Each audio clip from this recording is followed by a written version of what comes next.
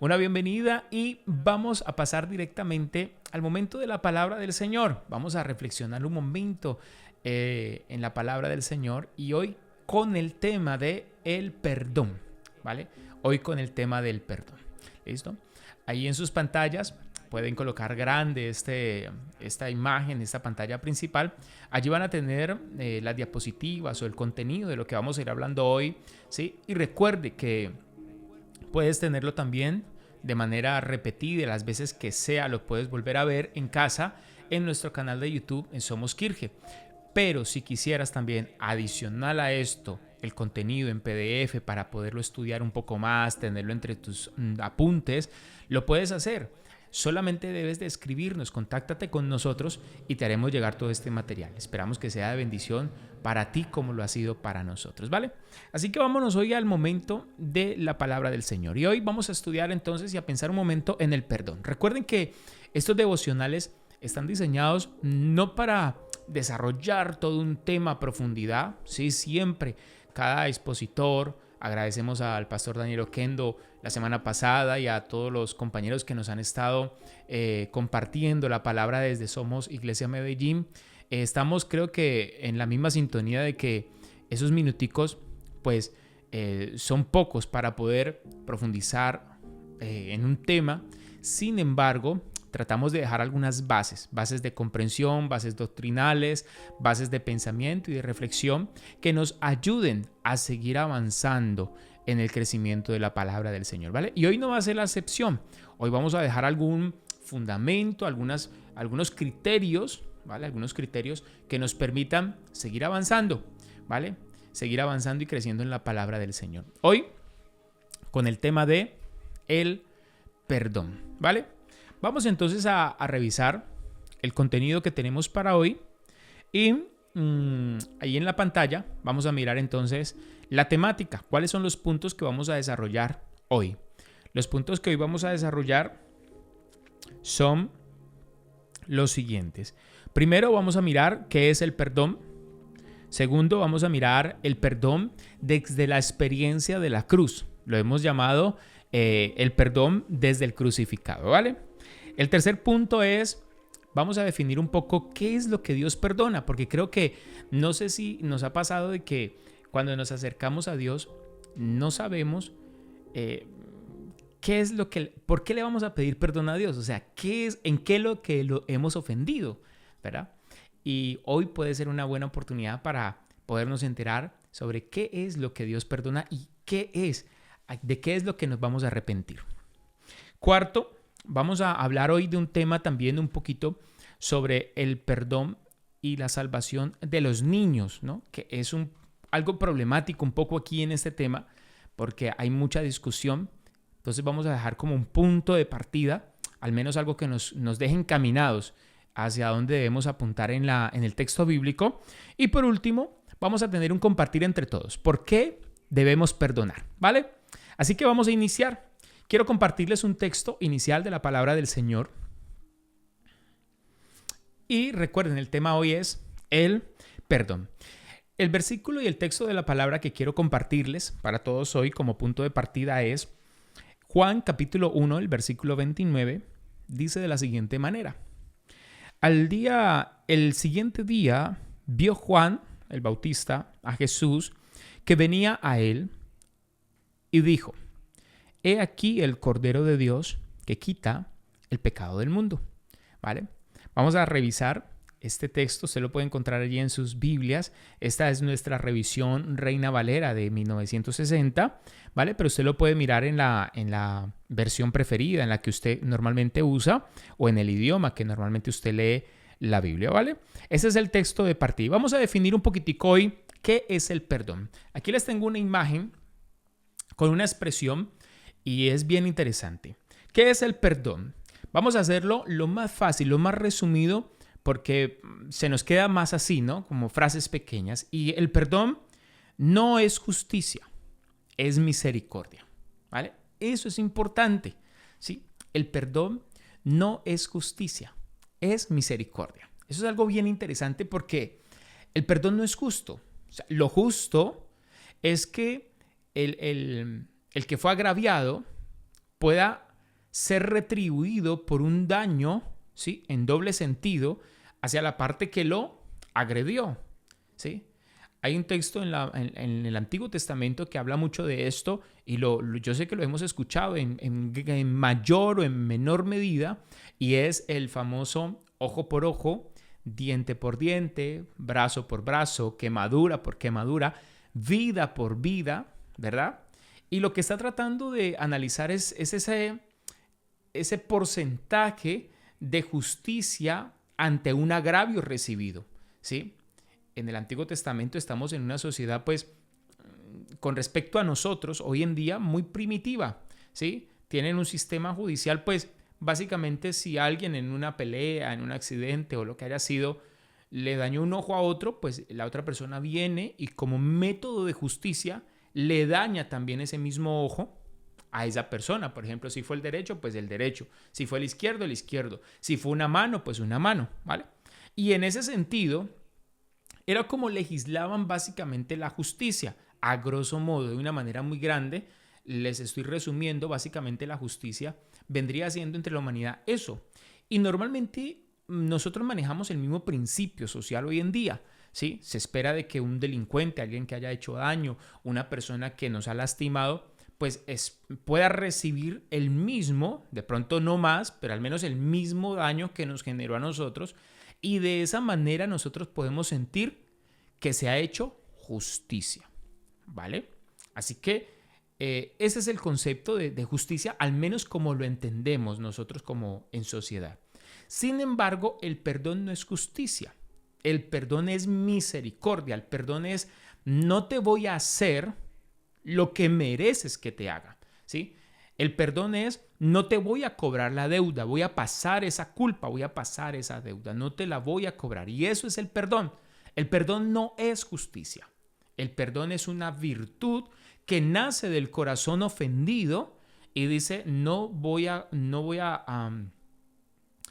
crear un mecanismo de venganza a través de la culpa porque soy la víctima, sino que decide a partir de su virtud, de su generosidad, perdonar, ¿vale? Ahí no se hizo justicia, ahí lo que se hizo fue misericordia. Se tuvo misericordia del que hizo el daño. Entonces, ya partiendo de esta base, ya podemos definir, el perdón no es justicia, el perdón es misericordia, ¿vale? Y nace de un corazón generoso y con virtudes para poder pasar por alto la culpa. No quiere decir que se le va a olvidar, porque el perdón no es que a uno se le borre la memoria. El perdón es básicamente de que no voy a cobrar esa deuda, ¿vale? Vamos a la siguiente diapositiva, al siguiente contenido, y vamos a analizar el segundo punto que tenemos para hoy. Vamos a analizar el perdón desde la experiencia del crucificado, desde Jesús, ¿vale? El perdón desde la experiencia del crucificado. Dice, desde la experiencia religiosa, la crucifixión de Jesús era la oportunidad para desplegar la cólera divina contra los deicidas, ¿vale? Mire usted qué expresión que tenemos aquí, ¿no? ¿Sí? Imagínese usted,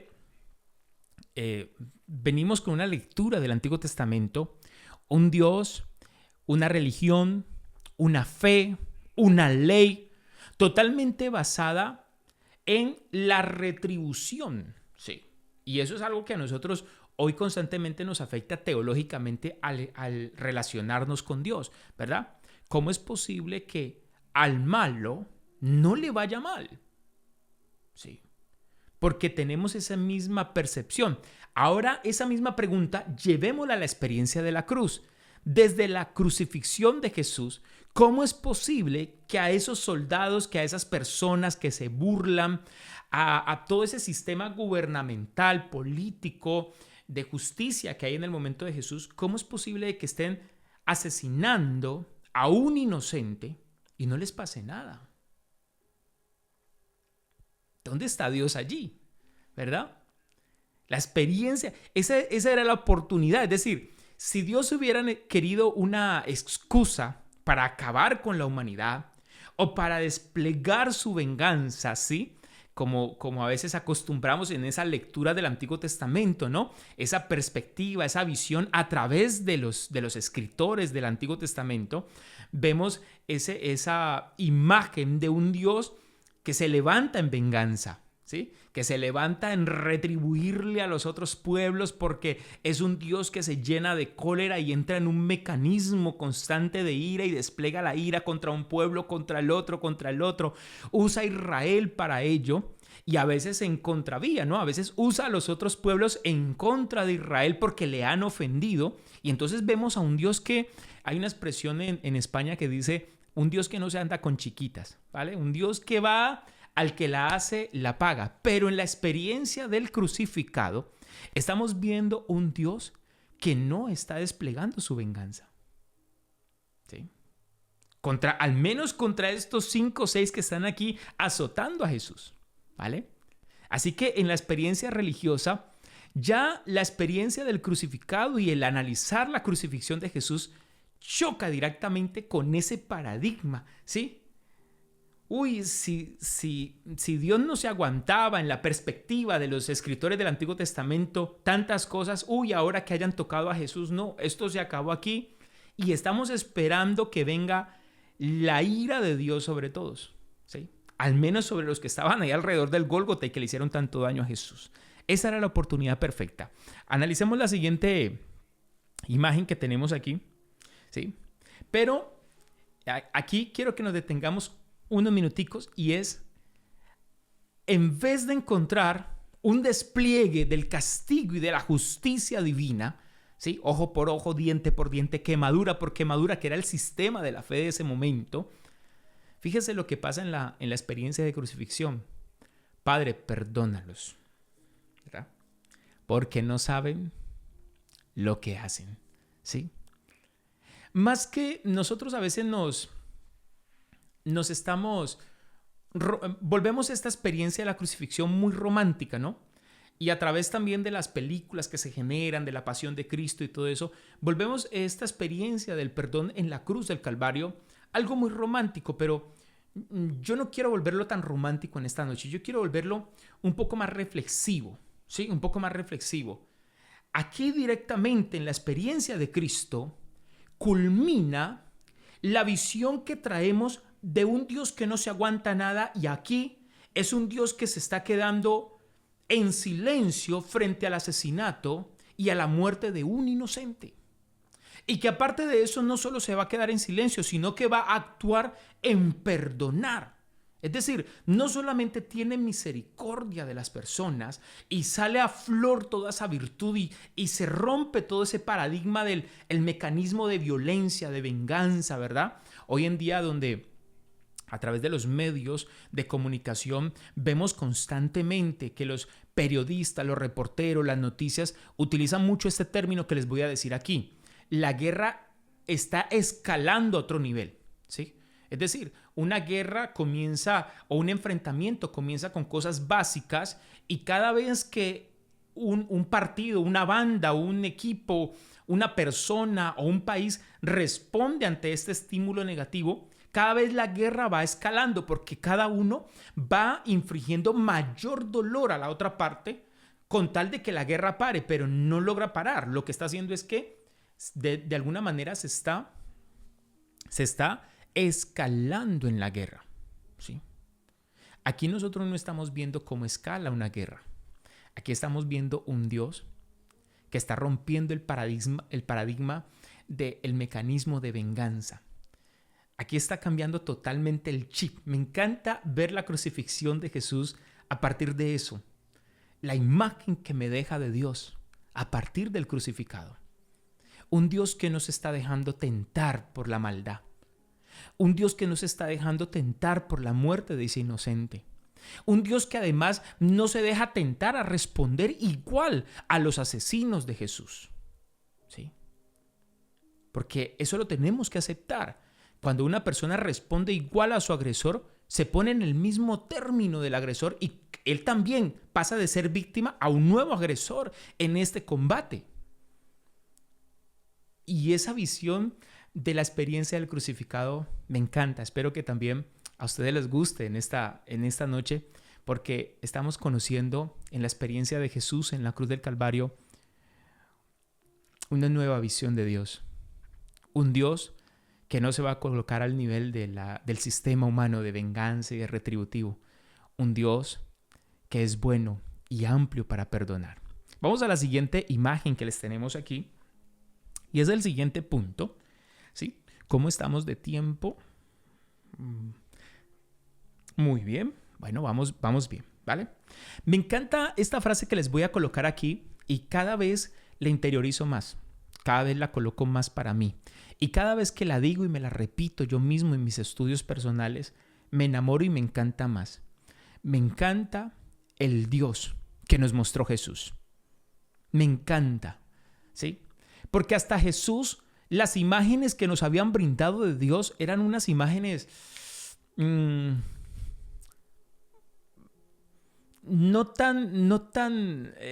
sí eran muy divinas, muy omnipotentes y nos encanta eso, ¿verdad? Nos encanta eso.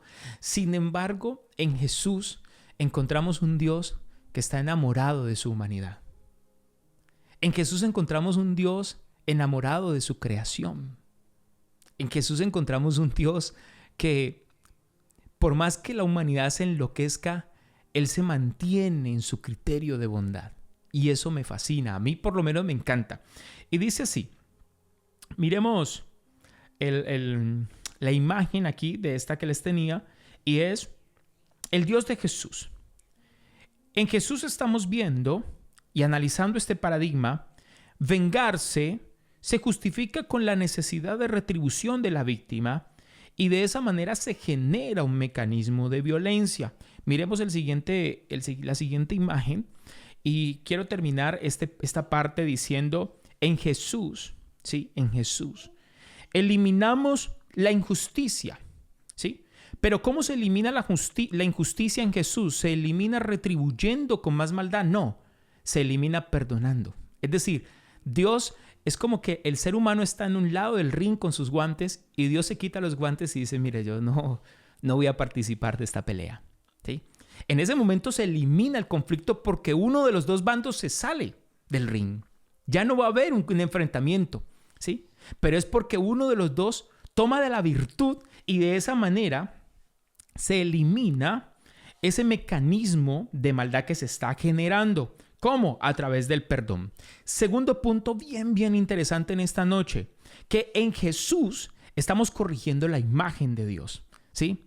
Teníamos un Dios que estaba dispuesto a aniquilar a todo el que fuera en contra de él. No, en Jesús estamos viendo a un Dios, ¿sí? Que está dispuesto a perdonar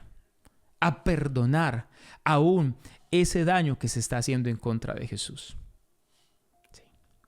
Qué importante eso, ¿verdad? No estoy diciendo de que sea el camino más fácil. No estoy diciendo de que sea la manera en que usted y yo vamos a actuar. Pero estoy diciendo de que es la manera en cómo se efectuó nuestra salvación.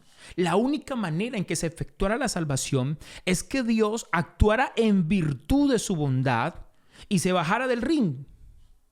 Claro. Sí, el Salmo 103 dice, no ha hecho con nosotros conforme a nuestras iniquidades. Es decir, es que hemos destruido nuestra sociedad, hemos destruido nuestra vida, hemos destruido y hemos dañado al prójimo y Dios se sale de ese ring. Él no se va a ver tentado a eso. Así que en Jesús estamos descubriendo y estamos mejorando y puliendo y limpiando una imagen que teníamos de Dios. Y vamos a terminar la frase en la imagen que les teníamos y es, y se instaura un nuevo mecanismo, el mecanismo del amor. Así que en Jesús tenemos algo fenomenal. En la experiencia de la cruz no solamente estamos viendo, sí, la salvación, la expiación, la redención, todas estas doctrinas y pensamientos que estamos acostumbrados a oír, no, sino que en Jesús, en la experiencia de la crucifixión, estamos corrigiendo la imagen, ¿sí? Es como decir, cuando usted le cuentan algo de una persona, pero usted no ha conocido a esa persona de verdad, y cuando usted la conoce, usted dice, uy, usted es totalmente diferente a como me lo habían dicho y yo me lo había imaginado en mi mente. Pues es así, en Jesús estamos abriendo ese velo, ese conocimiento acerca de Dios, y se nos está revelando un Dios que estaba enamorado de su creación. Eso me fascina mucho. Para terminar este punto, viene a mi mente en este momento de que debemos nosotros de avanzar en la reflexión. Hace días escuchaba yo a un líder, un predicador, alguien importante en cierto sistema administrativo, y decía que en cierto lugar, ¿vale?, había sucedido un milagro bien grandioso, y el milagro era que en la ciudad había llovido mucho. Ellos tenían una reunión bien interesante, bien bonita. Había mucha gente allí de carácter religioso, ¿sí? Y decía, en la ciudad cayó mucho, hubieron inundaciones, se cayeron árboles, se quedaron sin energía muchas casas. Pero aquí en el lugar donde estábamos nosotros reunidos, nuestro centro religioso, no llovió ni hubo ningún estrago.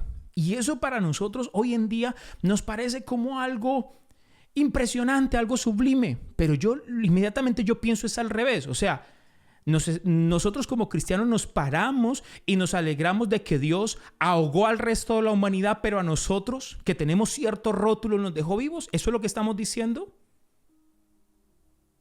Yo no creo que ese era Jesús. Yo no creo que Jesús estaba diciendo, qué bueno allá ustedes que se están ahogando y nosotros aquí a salvo. No, es más, unas personas le dijeron a Jesús, estas personas no oyen el mensaje, oramos para que descienda fuego sobre ellos. Y Jesús le dijo, no, espere.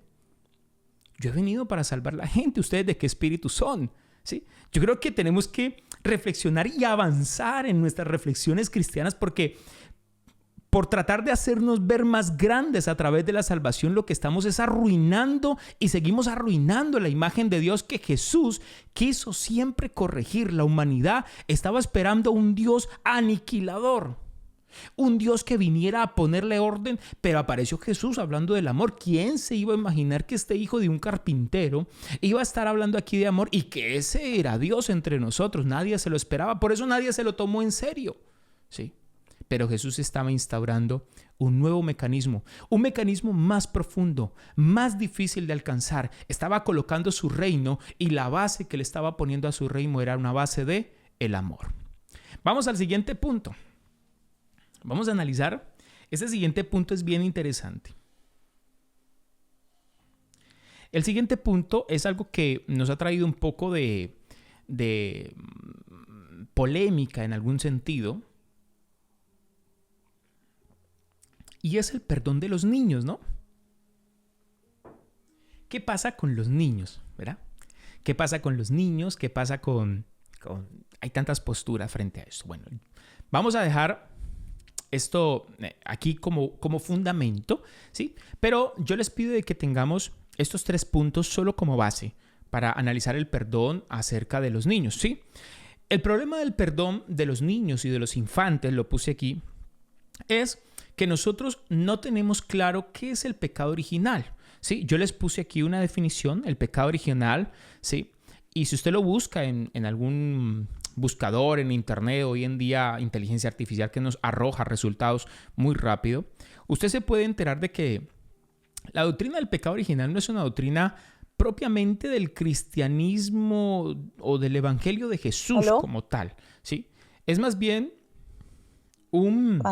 una postura, ¿sí?, de una religión más tradicional, ¿sí?, y que se basaron en un versículo mal leído. Ni siquiera es mal interpretado, es mal leído. Vamos a leerlo, y está en Romanos capítulo 5, versículo 12, dice: por tanto, como el pecado entró en el mundo por un hombre, y por el pecado la muerte, así la muerte pasó a todos los hombres, pero no por ser hombres. O sea, es decir, los seres humanos no somos pecadores porque somos seres humanos, ¿sí? La muerte pasó a todos los hombres por cuanto todos pecaron, ¿vale? Entonces, el pecado original es una postura no tan cristiana como tal. ¿Por qué razón? Porque básicamente lo que se quiere decir es de que el pecado nos envolvió a todos, y ya solamente por usted nacer un ser humano ya nació pecador. Y la pregunta es, ¿qué pecado puede cometer un bebé? ¿Sí? Ahora, si la respuesta ante esa pregunta es que no, el pecado no lo cometió el bebé, sino que lo cometió Adán, entonces tenemos un Dios completamente injusto y con un sistema muy desigual, porque ¿cómo me va a hacer culpable a mí de algo que hizo Adán? Cada uno tiene que pagar por lo que hace. Es que es injusto que usted tenga que pagar por lo que hace su hijo o que su hijo tenga que pagar por lo que hace usted. Es decir, tiene que haber un sistema donde cada persona pueda pagar lo que ha dañado, ¿sí? Y eso es algo que es bien importante, ¿sí? Ahora, digamos que en realidad el pecado original sí existía, por decirlo. Pues tenemos el versículo del inicio. He aquí el Cordero de Dios que quita el pecado del mundo. Así que eso ya de una o de otra manera ya quedó erradicado. No puede ser que hoy en día todavía los cristianos del año 2026 después de Cristo sigamos creyendo en que existe el pecado original, que no existe el pecado original, porque no es un sistema justo de que Dios nos cobre a nosotros lo que hizo otras personas. ¿Vale? Ahora, segundo punto que es bien interesante para este desarrollo, ya para ir terminando, de esta temática es que aparece, para poder ser congruente con esa doctrina del pecado original, aparece un lugar que se llama el limbo. No sé si usted lo ha llegado a escuchar, el limbo. Si de pronto no lo ha llegado a escuchar, lo puede buscar allí ahora después de que veamos nuestro momento de estudio. Y el limbo es un lugar que intenta explicar el destino de ciertas almas que no encajan claramente en el cielo o en el infierno. En ese caso quedamos con los niños, es decir, un niño no sabemos si va para el cielo o va para el infierno, ¿vale? Porque como nosotros siempre estratificamos las cosas, entonces un niño de mejor familia, no, seguro que se va para el cielo. No, un niño de una menor familia o de un estrato más bajo o de una persona más mala, pues ese niño seguramente tendrá que ir al infierno. Como la iglesia no se pudo poner de acuerdo en eso, entonces se creó el limbo. Y entonces ahí, frente a ese criterio, es donde aparece el famoso bautismo de los niños. Claro, en la doctrina cristiana tradicional, como se cree que los niños cuando se mueren corren el riesgo de condenarse, entonces por eso en la doctrina cristiana tradicional se bautiza a los niños, porque se cree que nacen con un pecado y por eso los bautizan. En el cristianismo apostólico no se bautizan los niños. ¿Por qué? Porque creemos este versículo que tenemos aquí al final de este punto, y es lo que dice Mateo 19:14. Dejad a los niños venir a mí, no se lo impidáis, porque de los tales es el reino de los cielos. Lo dijo Jesús. Jesús los dejó en la salvación, en el reino de los cielos. Ahí los tenemos que dejar nosotros. No los podemos sacar de allí. ¿Sí? Una doctrina que cree que los niños no están salvos los tiene que bautizar. Es coherente.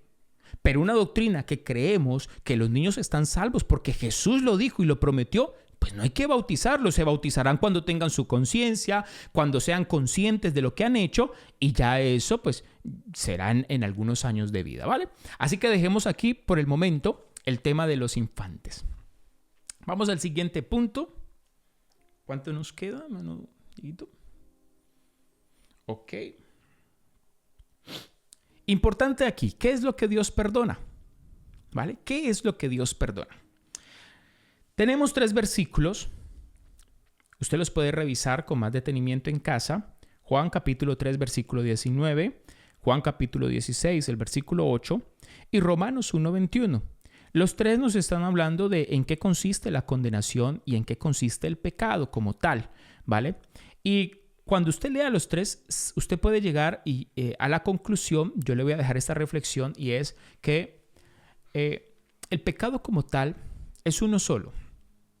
Es no reconocer a Cristo como el Señor de nuestra vida. Ese es el pecado. Ahora bien, cuando ya tenemos eso en nuestro corazón, que no reconocemos a Cristo como nuestro Señor, recuerden que Él dijo, yo soy la verdad y la vida, ¿vale? El camino, la verdad y la vida. Entonces, ahora se instaura toda la sintomatología, todo lo que viene con no aceptar el evangelio, con no aceptar el reino de Dios, ¿sí? Todos esos síntomas, ¿verdad? Mentir, hacer daño, robar, matar, denigrar del prójimo, deshonrar, todo eso viene como resultado de que yo no tengo a Cristo en mi corazón como Señor.